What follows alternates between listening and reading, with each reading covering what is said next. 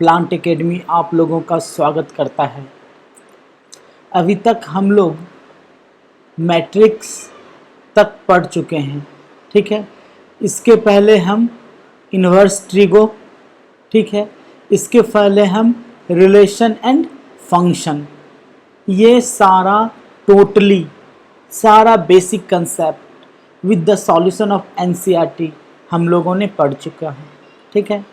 अब हम लोग स्टार्ट करने वाले हैं डिटर्मिनेंट। तो आज हम लोग सीखेंगे कि डिटर्मिनेंट क्या है, ठीक है, और कुछ रूल्स डिटर्मिनेंट के कुछ प्रॉपर्टी को देखेंगे, ठीक है। चलिए स्टार्ट करते हैं। तो सबसे पहले ये सवाल उठता है हम लोगों के पास कि व्हाट इज डिटर्मिनेंट, ठीक है। What is determinant. तो डिटर्मिनेंट में जाने से पहले हम लोग एक अरेंजमेंट को देखते हैं, ठीक है।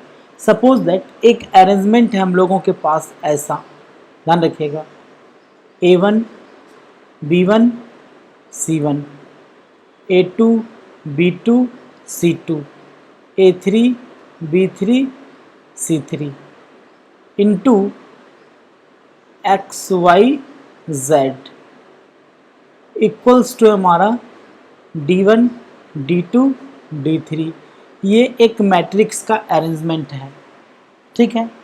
तो हम ये बोल सकते हैं कि एक्चुअल में ये एक लीनियर इक्वेशन का रिप्रेजेंटेशन है। इन बात समझ में आ रहा है? ये जो हमारा है, it is a representation of linear equation in 3 variable. देखिए, इट इज़ अ रिप्रेजेंटेशन, ठीक है, of linear equation in 3 variable. Okay, ये हमारा एक रिप्रेजेंटेशन है। अब ये हम लोगों को जानना है कि रिप्रेजेंटेशन कैसे है। अब देखिए, आप इसको जब मल्टीप्लाई कीजिएगा तो क्या होगा, ये इधर से फिर ये इधर मल्टीप्लाई होगा, तो ये वास्तव में क्या बन जाएगा, A1x plus B1y plus C1z equals to क्या हो जाएगा। अच्छा चलिए हम पहले इसको मैट्रिक्स फॉर्म में लिख देते हैं। फिर ये मल्टीप्लाई होगा तो क्या हो जाएगा, A2x plus B2y plus C2z। फिर ये मल्टीप्लाई होगा तो क्या हो जाएगा, A3x plus B3y plus C3z, ऐसा होगा। इक्वल्स टू क्या हो जाएगा, ये D1 D2 D3, ऐसा बन जाएगा ये, है ना। अब देखिए, फिर अगर इसको सॉल्व करेंगे तो डेट इज, अगर ये दो मैट्रिक्स बराबर है तो कॉरेस्पॉन्डिंग एलिमेंट बराबर होगा, तो ये क्या बन जाएगा, A1x plus B1y plus C1z equals to D1। फिर यहाँ से A2x plus B2y plus C2z equals to D2 बन जाएगा। फिर A3x plus B3y plus C3z equals to क्या हो जाएगा, D3, ऐसा बन जाएगा। तो हम बोल सकते हैं कि ये जो देख रहे हैं आप, ये एक सिस्टम ऑफ लीनियर इक्वेशन है और इसका रिप्रेजेंटेशन मैट्रिक्स के फॉर्म में ऐसा है, ठीक है। अच्छा, अब हम लोग ऐसा बोल सकते हैं कि अगर 2 वेरिएबल इक्वेशन रहे, ध्यान रखिएगा, अगर ये A1x plus B1y equals to C1 है and A2x plus B2y equals to C2 है, तो हम बोल सकते हैं कि ये एक रिप्रेजेंटेशन को हम लोग एक्सप्रेस कर सकते हैं with the help of matrix. कैसा मैट्रिक्स बनेगा ये, तो ये बन जाएगा, डेट इज, ये ऐसा बनेगा, A1 B1, ठीक है, A2 B2, फिर ये कितना होगा, XY इक्वल्स टू, ये कितना हो जाएगा, C1 C2, ऐसा बना। अब देखें यहाँ पर कि अगर हम लोग यहाँ पर एक फॉर्मेशन देखें कि अगर 2 वेरिएबल इक्वेशन हमारे पास, यहाँ पर देखिए 2 वेरिएबल इक्वेशन है, तो ये एक मैट्रिक्स स्क्वायर मैट्रिक्स का फॉर्मेशन होता है। ओके, अब देखिए ये हमारा 3 वेरिएबल इक्वेशन था ना, ध्यान दीजिएगा, ये हमारा 3 वेरिएबल इक्वेशन है, ठीक है। अगर ये हमारा 3 वेरिएबल इक्वेशन है तो यहाँ पर जो फॉर्मेशन हो रहा है हमारा, ये भी एक स्क्वायर मैट्रिक्स का फॉर्मेशन हो रहा है, ठीक है। अब देखिए फिर अगर हमारे पास ये इक्वेशन दिया गया, ध्यान रखिएगा, अगर हमारे पास ये इक्वेशन है, फिर से हम आते हैं यहाँ पर कि अगर हमारे पास इक्वेशन दिया गया है a1x plus b1y equals to c1, a2x plus b2y equals to c2, ठीक है। अगर ये इक्वेशन है तो हम लोग इसको इस फॉर्म में लिख दे रहे हैं, देखिए a1x plus b1y plus c1 equals to 0, फिर a2x plus b2y plus c2 equals to 0। तो यहाँ से x जब निकालते थे आप लोग तो x क्या होता था, x bye b1c2 minus b2c1, फिर y by c1a2 minus c2a1 equals to 1 by a1b2 minus a2b1, ऐसा लिखते थे। ये हमारा सॉल्यूशन होता था, ठीक है, अगर इस फॉर्म में रहे तो। अब देखिए यहाँ पर ध्यान दीजिएगा, इसका जो मैट्रिक्स रिप्रेजेंटेशन होगा, इसका मैट्रिक्स रिप्रेजेंटेशन क्या होगा हमारा, तो ये मैट्रिक्स रिप्रेजेंटेशन ऐसा हो रहा था a1 b1 जो ऊपर लिखे हैं, हम फिर से लिख दे रहे ताकि आप समझ पाए a2 b2, फिर यहाँ पर ये एक्स वाई, ये क्या बन जा रहा था c1 c2, ऐसा बन जा रहा था। अब देखिए ये ध्यान दीजिएगा, ये दैट मीन्स यहाँ पर एक्स वाई कब पॉसिबल होगा, एक्स और वाई कब पॉसिबल होगा, जब ये नॉट इक्वल टू 0 हो। बात समझ में आ रहा है। तो हम यहाँ पर लिख सकते हैं, ध्यान दीजिएगा, हम यहाँ पर लिख सकते हैं कि इससे ही लिख सकते हैं कि that is value of x y is possible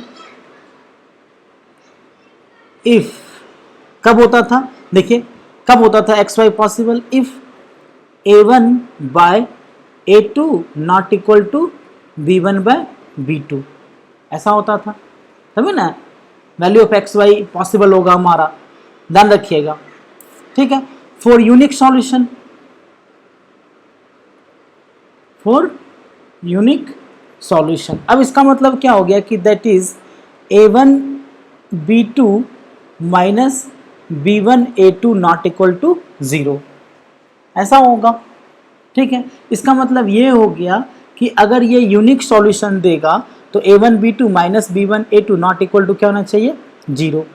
इसी चीज को हम लोग, इसी फॉर्म को याद रखिएगा, इसी फॉर्म को हम लोग ऐसा भी रिप्रेजेंट करते हैं कि a1 b1 a2 b2 not equal to 0। इसी को हम लोग इस वे में रिप्रेजेंट करते हैं, जिसको हम लोग डिनोट करते हैं या जिसको हम लोग बोलते हैं डिटर्मिनांट।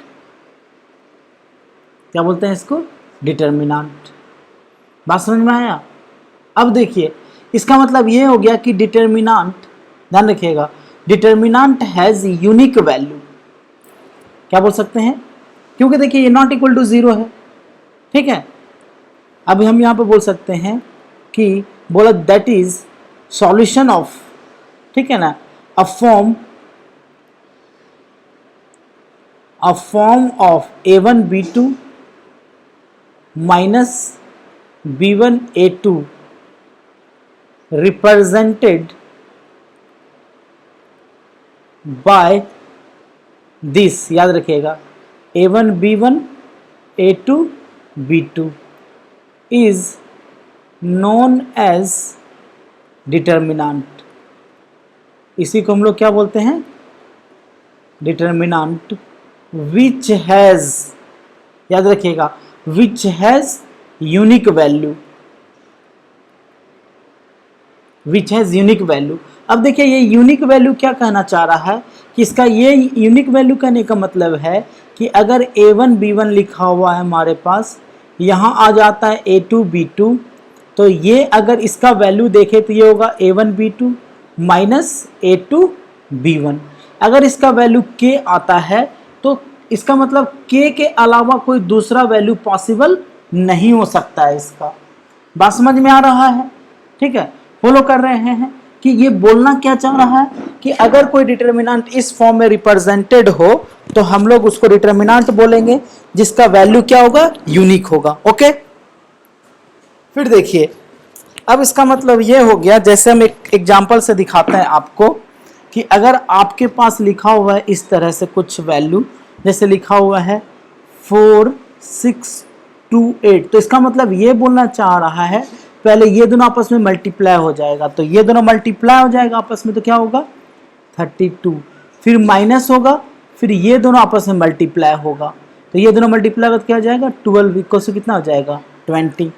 ठीक है, अब देखिए अगर इसका वैल्यू 20 आ गया है, दैट मीन्स इस डिटर्मिनेंट का वैल्यू 4628 का वैल्यू अगर 20 आ गया है, तो अब इसका 20 के अलावा कोई वैल्यू पॉसिबल नहीं होगा। हाँ, कोई दूसरा डिटर्मिनेंट हो सकता है कि जिसका वैल्यू की 20 ही पॉसिबल हो। जैसे देखिए, सपोज दैट हम एक डिटर्मिनेंट ऐसा बना देते हैं, ध्यान रखिएगा, हम एक डिटर्मिनेंट ऐसा बना देते हैं कि यहाँ पर कर देते हैं 8 6 2 4, ऐसा बना देते हैं। तो देखिए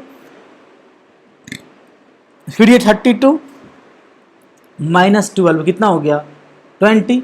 अब देखिए अब क्या होगा कि इसके अलावा, ध्यान रखिएगा, यहाँ पर इसका वैल्यू 20 हो चुका है, तो इस डिटर्मिनेंट का वैल्यू 20 ही रहेगा, इसके अलावा कोई भी वैल्यू पॉसिबल नहीं हो सकता है।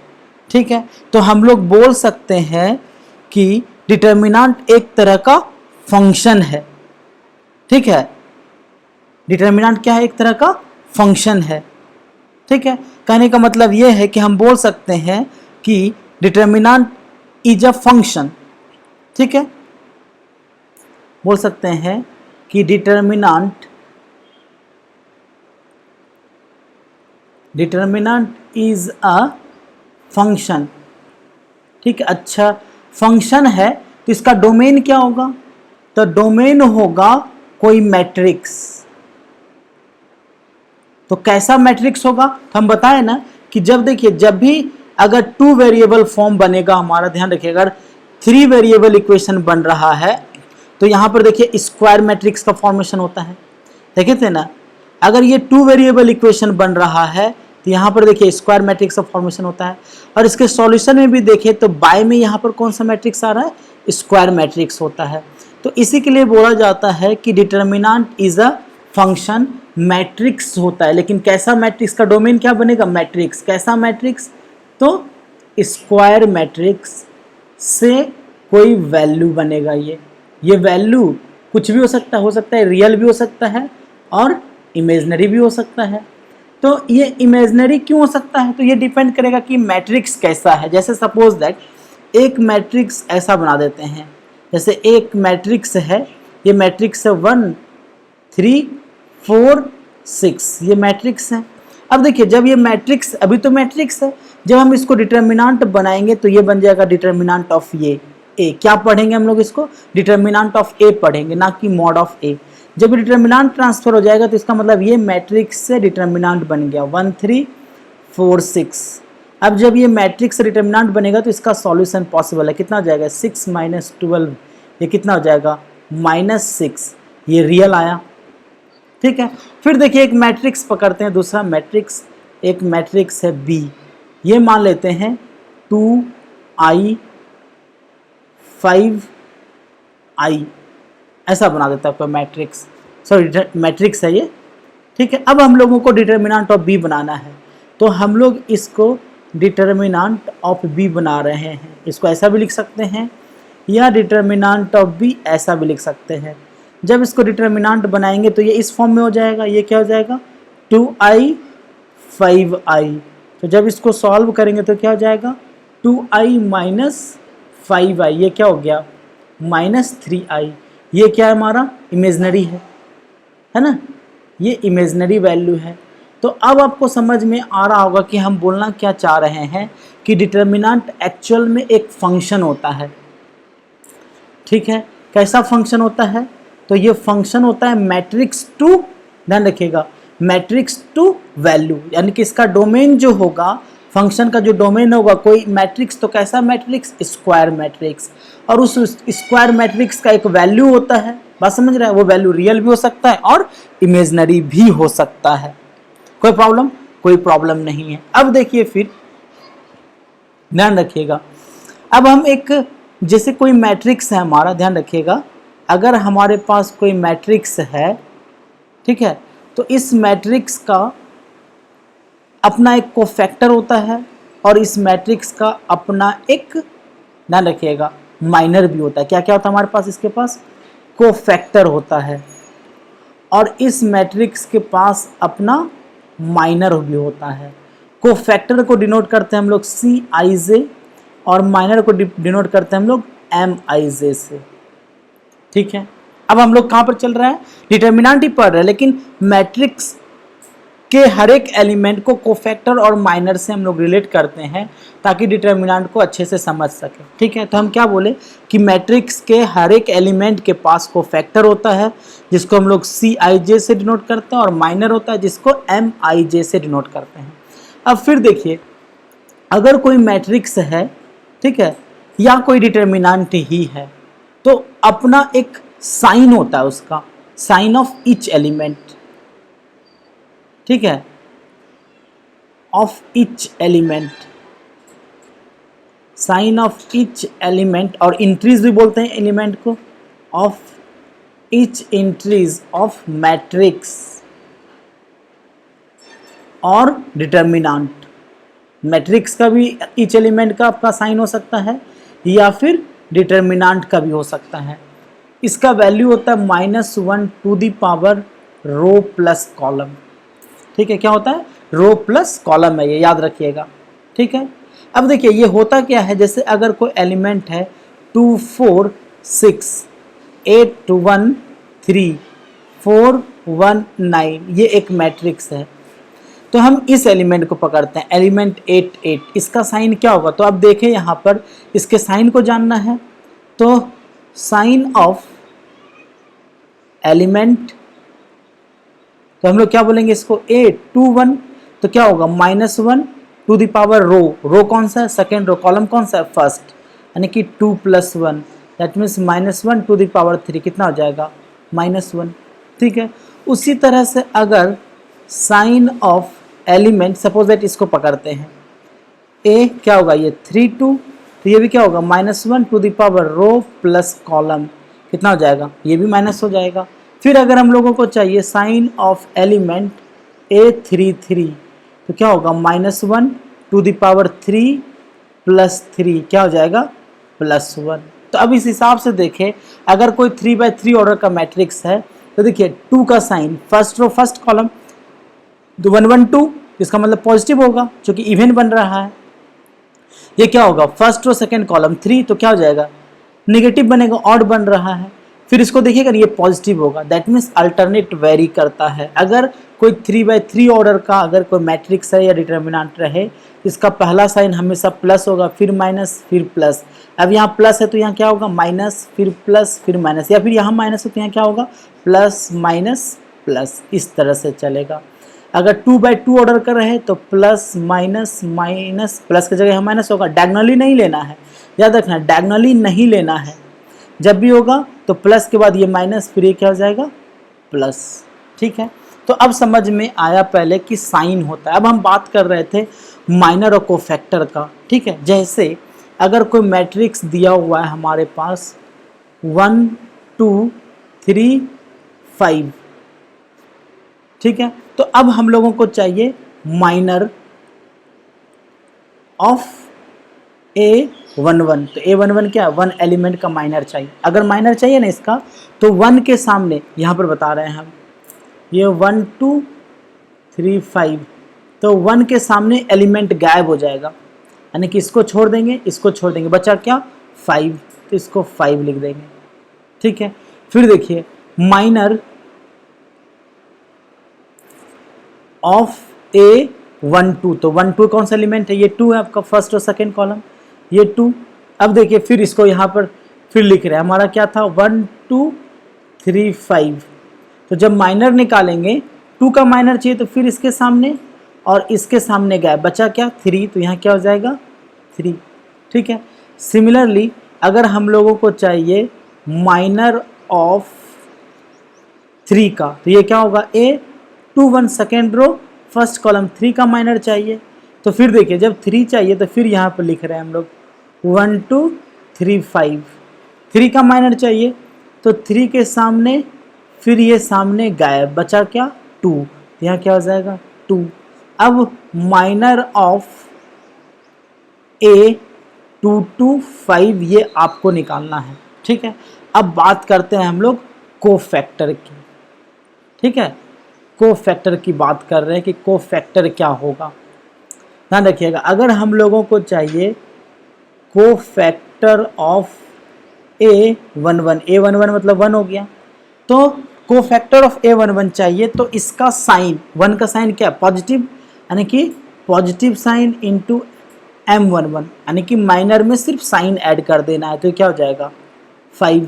अगर हम लोगों को चाहिए कोफैक्टर ऑफ A12, तो A12 क्या होगा 2, तो A12 ये वाला एलिमेंट है 2 है हमारा, तो क्या होगा 2 का साइन, तो ये प्लस होता है हमारा, तो ये क्या होगा माइनस होगा, तो माइनस ऑफ इट्स माइनर, तो इसका माइनर क्या होगा, क्या बोलेंगे हम लोग M12 बोलेंगे, फर्स्ट और सेकेंड कॉलम। तो M12 का वैल्यू निकाले हुए हैं 3, तो ये कितना हो जाएगा -3, चूँकि हम लोग इसको बोल सकते हैं M11, ये क्या कहलाएगा M12, इसको बोल सकते हैं हम लोग M21, इसको बोल सकते हैं हम लोग M22। सिमिलरली अगर चाहिए cofactor of A21 second row first column, तो ये कौन सा है 3, कितना हो जाएगा, इसका साइन प्लस था, इसका साइन क्या होगा माइनस, तो माइनस ऑफ M21, तो M21 का वैल्यू 2 निकाले हुए हैं, तो क्या हो जाएगा -2। आ रही बात समझ में, ठीक है, कोई प्रॉब्लम नहीं है। अब देखिए फिर बाकी आपके लिए रहा, ठीक है। अब आते हैं फिर अगर 3/3 ऑर्डर का एलिमेंट दे दे, जैसे सपोज दैट 1 2 3 4 5 6, ठीक है, और ये दे देता है 5 -2 2, चलिए ऐसा दे देता है। अब हम लोगों को माइनर चाहिए, तो हम डायरेक्ट लिख रहे हैं M11, यानी कि 1 का माइनर चाहिए, तो यहाँ लिख ले रहे हैं। तो ये देखिए क्या होगा, ये हमारा 1 2 3 4 5 6, तो 5 -2 ऐसा है हमारे पास। तो अगर हम लोगों को M11 का माइनर चाहिए तो इसके सामने गायब, इसके सामने गायब, बचा क्या 5 6 -2 2, तो हम लोग इसके डिटर्मिनेंट को बना देंगे, दैट मीन्स इसके सामने और इसके सामने गायब, तो यहाँ पर डिटर्मिनेंट बन जाएगा 5 6 -2 2। अब इसको सॉल्व कर देंगे, कितना हो जाएगा 10, फिर माइनस आएगा -12, कितना हो जाएगा 22, बन गया, ठीक है। अगर यहीं पर हमारा इसका कोफैक्टर भी चाहिए तो C11, तो इसका साइन क्या है पॉजिटिव, तो पॉजिटिव और M11 आएगा, इसका वैल्यू कितना हो जाएगा 22 ही हो जाएगा। सिमिलरली M12 चाहिए, that means minor of first row second column, that means इसका हम लोगों को माइनर चाहिए, यहाँ पर लिख रहे हैं हम 1 2 3 4 5 6 5 -2 2, हम लोगों को 2 का माइनर चाहिए, तो इसके सामने गायब, क्या बचा, तो वो डिटर्मिनेंट के रूप में लिखेंगे हम लोग, ये क्या हो जाएगा 4 6 5 2, फिर इसको सॉल्व कर देंगे तो क्या हो जाएगा 8 -30, 8 -30 कितना हो जाएगा -22। अब हम लोगों को बोलेगा कि इसका कोफैक्टर चाहिए C12, तब देखिए ये साइन प्लस था तो ये साइन क्या होगा माइनस, तो माइनस ऑफ M12 पता है निकालने के लिए -22 है, तो माइनस माइनस क्या हो जाएगा +22। सिमिलरली अगर हम लोगों को M13 चाहिए, ठीक है, अगर हम लोगों को M13 चाहिए तो कैसे निकालेंगे, जल्दी से निकालिए आप लोग, ध्यान दीजिएगा। तो M13 चाहिए तो क्या होगा, यानी कि 3 का चाहिए, तो फिर 3 के सामने, फिर 3 के सामने गैप, तो क्या बचेगा, जो बचेगा उसका डिटर्मिनेंट हो जाएगा 4 5, फिर 5 -2, ऐसा होगा। फिर सॉल्व करेंगे तो कितना होगा -8 -25, कितना हो जाएगा -33। सिमिलरली अगर C13 चाहिए, इस एलिमेंट का कोफैक्टर ही चाहिए हम लोगों को, इसका कोफैक्टर चाहिए, तो क्या हो जाएगा तो ये प्लस माइनस फिर हो जाएगा प्लस, तो क्या हो जाएगा प्लस M13। तो M13 का वैल्यू क्या हो जाएगा जल्दी बताइए, ध्यान जल्दी से बताइए। M13 का वैल्यू क्या हो जाएगा, वही -33। तो क्या हो जाएगा प्लस माइनस माइनस, तो -33 ही रहेगा। तो बाकी सब का कोफैक्टर और माइनर आपको निकालना है, ये आपके लिए होमवर्क रहा, ठीक है। अब देखिए फिर बात करते हैं कि अगर हम लोग देखे थे कि अगर 2/2 ऑर्डर का डिटर्मिनेंट है, जैसे 2 4 6 8, इसको अगर हम लोगों को सॉल्व करना है तो क्या होगा, पहले इधर मल्टीप्लाई होगा 16, फिर माइनस इधर मल्टीप्लाई होगा -24, फिर सॉल्व कर देंगे। सिमिलरली अगर 3/3 ऑर्डर का डिटर्मिनेंट है, जैसे मान लीजिए कि 1 2 3 2 1 2 5 2 1, अगर हम लोगों को इसको सॉल्व करना पड़े, ठीक है, तो क्या करेंगे, इसको सॉल्व करने के लिए क्या करते हैं कि किसी एक रो या किसी एक कॉलम के अकॉर्डिंग एक्सपेंड करते हैं हम लोग। क्या करेंगे, we expand along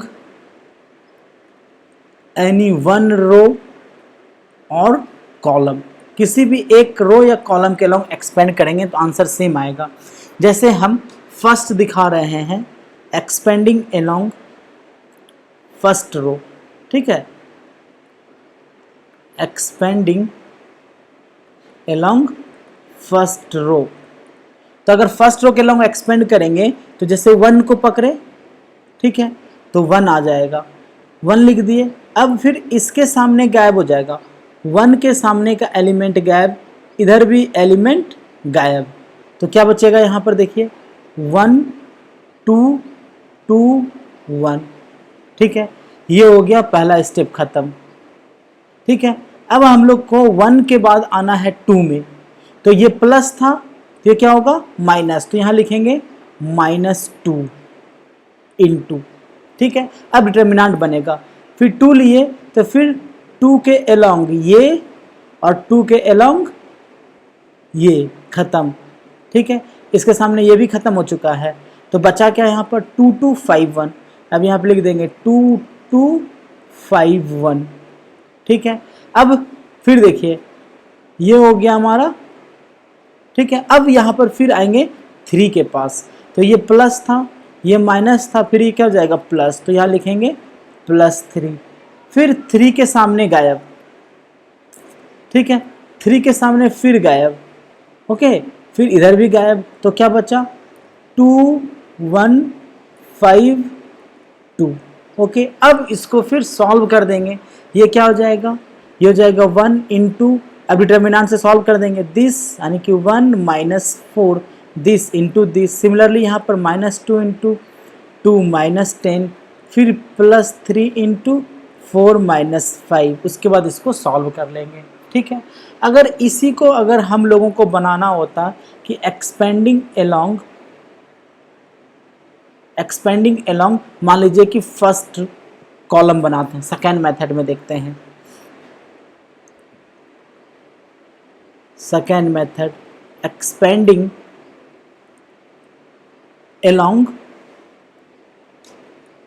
first column, ठीक है। तो फर्स्ट कॉलम के अकॉर्डिंग अगर सॉल्व करेंगे तो यहाँ पर क्या पहले 1 है, ठीक है, तो पहले क्या लिखेंगे यहाँ पर, चलिए यहाँ लिख ले रहे हैं क्योंकि बार बार ऊपर ना करना पड़े हम लोगों को। ये रहा आपका डिटर्मिनेंट, क्या है, एक्चुअली ये मैट्रिक्स से फॉर्म में लिख दिए हैं हम लोगों को। अगर ये a बराबर रहा होगा तो हम लोगों को डिटर्मिनेंट ऑफ a निकाल रहे हैं, डिटर्मिनेंट ऑफ a निकाल रहे हैं, ठीक है। चलिए a मैट्रिक्स को हम यहाँ लिख दे रहे हैं, ठीक है। क्या था हमारा मैट्रिक्स, ध्यान दीजिएगा, हमारे पास मैट्रिक्स है 1 2 3 1 2 3, फिर है 2 1 2 2 1 2, फिर हमारे पास 5 2 1 5 2 1, ओके। अब इसको सॉल्व करते हैं अलोंग फर्स्ट कॉलम, है ना। चलिए फर्स्ट कॉलम के अकॉर्डिंग अगर सॉल्व करेंगे तो जैसे 1 को लिए पहले, तो 1 तो प्लस होगा, तो +1 नहीं भी लिखेंगे तो चलेगा। अब इसके सामने देखिए, फिर इसके सामने और इसके सामने गायब, तो क्या बचेगा 1 2 2 1, शायद यहाँ -2 लिखे थे, अच्छा 1 2 2 1 ही है, कोई बात नहीं है, 1 2 2 1 हो गया यहाँ से ये, ठीक है। अब फिर अब इसको हटा देते हैं समझने के लिए, ये गैप ये गैप, ठीक है। अब देखिए तो अब हम 2 पर आएंगे, इस 2 पर आएंगे तो ये प्लस था तो ये क्या होगा माइनस, तो यहाँ -2 लिख दिए, फिर इसके सामने और इसके सामने गैप, तो यहाँ क्या बचेगा 2 3 2 1, ऐसा होगा। फिर देखिए, ठीक है। अब यहाँ पर आएंगे हम फिर किसके अकॉर्डिंग, अब 5 के अकॉर्डिंग आएंगे, तो ये प्लस था ये माइनस है, ये क्या होगा प्लस, तो यहाँ हो जाएगा +5, फिर 5 के सामने का एलिमेंट गायब, तो क्या बचेगा 2 3 1 2, ठीक है। अब फिर इसको सॉल्व कर देंगे, 1 क्या हो जाएगा 1 -4 -2 2 -6, फिर +5 4 -3, ओके। अब इसको आप सॉल्व कर लीजिए, देखिएगा आपका जो फर्स्ट रो के अकॉर्डिंग आंसर आया था वही फर्स्ट कॉलम के भी अकॉर्डिंग आंसर आएगा। तो आपके लिए होमवर्क है इस सवाल को बनाना, सेकेंड रो के अलोंग एक्सपेंड करके, फिर थर्ड रो के अलोंग भी एक्सपेंड करके, फिर सेकेंड कॉलम के अलोंग भी एक्सपेंड करके, ठीक है, फिर थर्ड कॉलम के भी अकॉर्डिंग एक्सपेंड करके, तो आप देखिएगा कि सारा का आंसर सेम आएगा, ठीक है। फिर अब मिलेंगे हम लोग नेक्स्ट वीडियो में प्रॉपर्टीज ऑफ डिटर्मिनेंट के साथ, ठीक है, जो कि बहुत इंपॉर्टेंट वीडियो होगा, क्योंकि हमारे एग्जाम में या फिर डिटर्मिनेंट को फास्ट सॉल्व करने के लिए we have to apply its property, okay. आशा करते हैं कि आप समझ पाएंगे कि आखिर डिटर्मिनेंट आया कैसे, किस फॉर्म में ये लिया गया, कहाँ से इसका फॉर्मेशन आया, ये सारा बता चुके हैं मैं भी आपको। आप इसको थोड़ा नोट्स बनाइए, नोट्स के साथ लिखिए, अच्छा वो आया कहाँ से, एक फंक्शन है एक्चुअली। अगर कोई पूछेगा कि डिटर्मिनेंट क्या है तो एक्चुअल में डिटर्मिनेंट एक फंक्शन है, याद रखिएगा, एक्चुअल में डिटर्मिनेंट इज अ फंक्शन, ठीक है। कैसा फंक्शन है भाई, तो एफ मैट्रिक्स से, तो कैसा मैट्रिक्स, तो स्क्वायर मैट्रिक्स से वैल्यू, कैसा वैल्यू, तो रियल या इमेजिनरी वैल्यू एक फंक्शन देता है। इसी के लिए बोला जाता है कि डिटर्मिनेंट के पास अपना एक यूनिक वैल्यू होता है, लेकिन मैट्रिक्स का कोई यूनिक वैल्यू नहीं होता है। आगे चल करके इस चीज़ को देखेंगे, ठीक है। और अच्छा लगा हो तो लाइक ज़रूर कीजिएगा और पढ़ते रहिए, खुश रहिए। मिलते हैं फिर नेक्स्ट वीडियो में।